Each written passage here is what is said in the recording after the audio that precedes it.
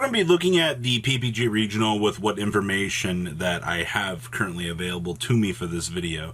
So, very interesting because this did take place the exact same weekend as the Extravaganza, which is going to give you a nice little snapshot into some diversity and different formats that people played. So this event was also Ghost from the Past legal.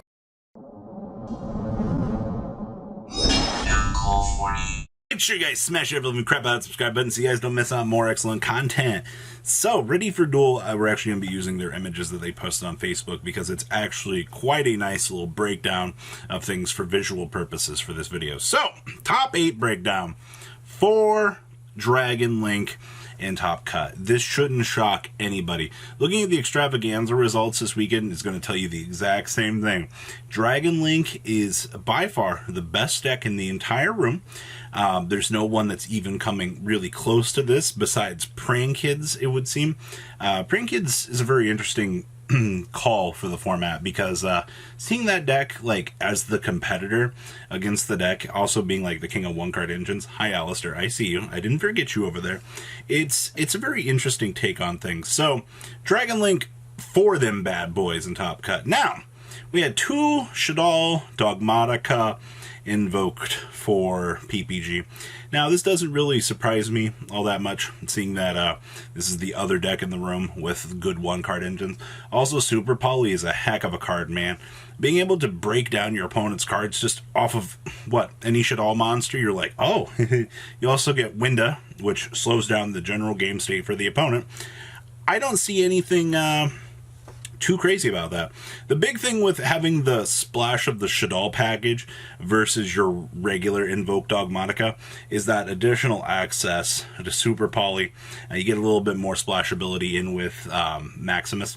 I don't know if either of the list were playing Mr. Maximus.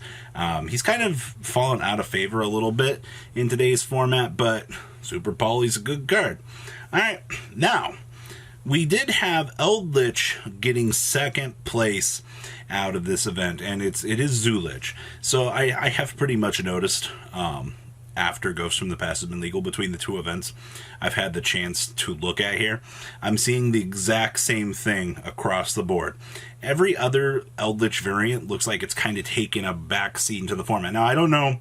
This couldn't change over time. This is just kind of what we're seeing representative of, well, a snapshot of one 300-man event and then one 60-man event. So keep in mind that just the 2 engines go burr together. A lot of trap cards backing up the Big Zeus machine.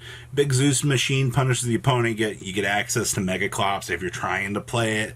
I think a lot of people pretty much just foregone that conclusion, and they're like, nah, this isn't worth it. But this deck has one of the best grind games, and literally you can turn any of your normal summons into 1 pop, so you can pop off any sort of interruption through Trident, and you're like, hold my beer, I gotta make Zeus. And then, you know, once you produce your Zeus with the multiple pops, then that's where your real value is right now. So, yes, I would probably say that Zulich, even if it's not like grand capacity, it's definitely going to be probably the best variant going forward here, as long as Dragon Link's ugly head is continuing to, you know, rear its head. And keep in mind, that's not saying that you can't play other variants, like a splash of Invoked in your Zulich deck, but I think at that point in time, you're just conflicting normal summons, you're taking away from your core engine. And then the last deck for Top Cut here was 1 Invoked Dogmatica. Not super crazy about that. I did say earlier in this video that, you know, if you're playing Shaddoll Dogmatica, you're using the Shaddoll package to basically slow down your opponent, use Super Polys to interrupt them.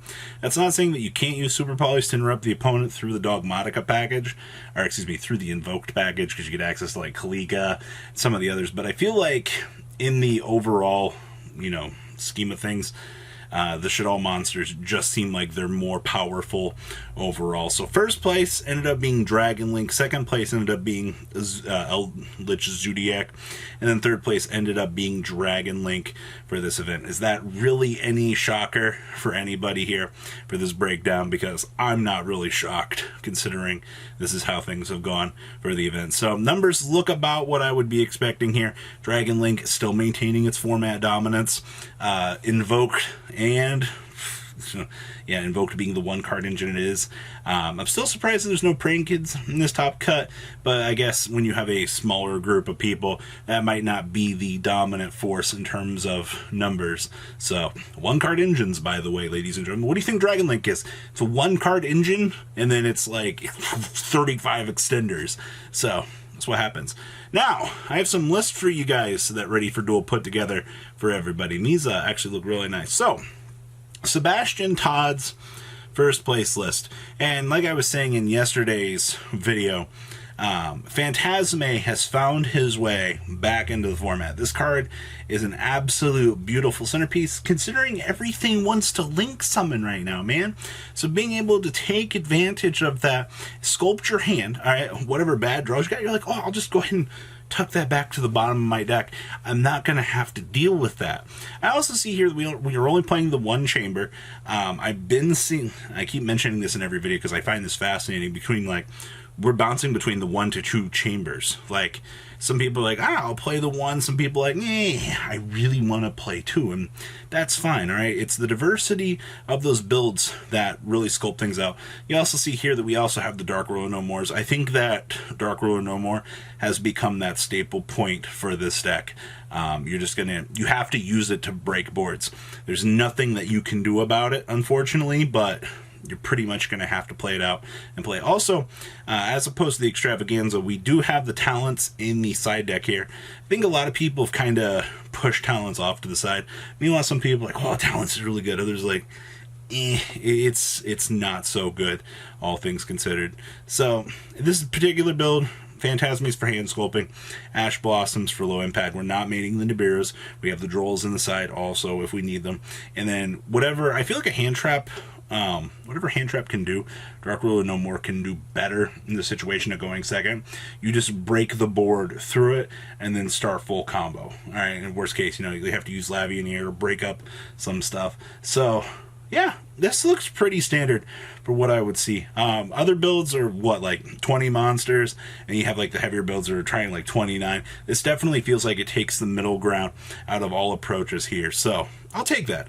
All right, very solid. Next up here, we have a top 16 list. This is top 16. This was Thomas Williams' list. Now, this is going to be another take on Invoked. Oh, yeah, Invoked Shaddoll. I also see that this is the first list that I have seen in terms of competitive value that is playing the one Shaddoll Genius. Everything out of the Extravaganza wasn't playing this. I also see down here in the extra deck, we have the dark, what is it, the Boral End Dragon. The weird thing, I think it takes 2 dragon monsters or dark dragons, or something like that. It's just one giant fat super poly target for this deck to take advantage of. Outside of that, I see that we have a little bit of a splash of a Dogmatica package in here in the form of the 1 Ecclesia, the 3 Servants, and the 1 copy of the Punishment.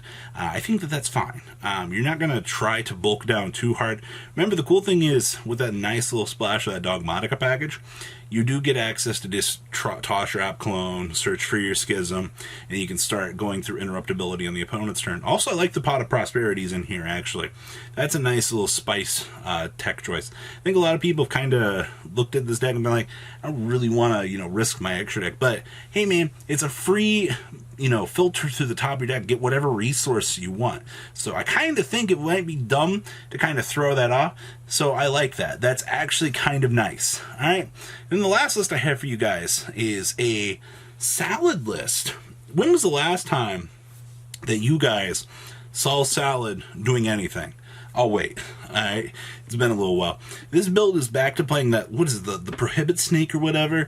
It does like really weird interactions. We're playing 3 copies of Will for full extension purposes. We're playing 2 of each of the trap cards, which I think that that's fine. And this build gets to take advantage of frickin' Firewall Dragon. Alright, think about that.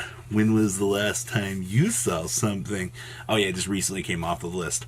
So Cypher's decks finally get the chance to take advantage of Big Papa Firewall Dragon, build up some cool boards, and watch their opponents struggle as they go, well, I just got free advantage back to my hand. what am I going to do? So also, the 2-lady debug, the 3 buffalo, diversifying between starters is pretty straightforward. I like that. So that is your breakdown for the interesting stuff out of the PPG this weekend. Thanks to Ready for Duel for putting together the images and stuff. I'll leave a link down below so you guys can go follow them on Facebook. But what do you guys think about what we have right now for the PPG? Smash your love and crap out, subscribe button, leave a comment down below, tell me what you guys think, and I'll see your beautiful faces back here later on in the day for some more cool, awesome content. Peace out, guys. Thank you, patrons, for making the ride never truly end. Without you guys' support, well, I would probably be doing Truffle Shuffle videos for a living. Guys, please check out VanCole40 for all of your Cardfight Vanguard content brought to you by MCole40. And if you are looking to pick up singles, check out MColeGames.com for your trading card game needs. Thanks for watching, everybody.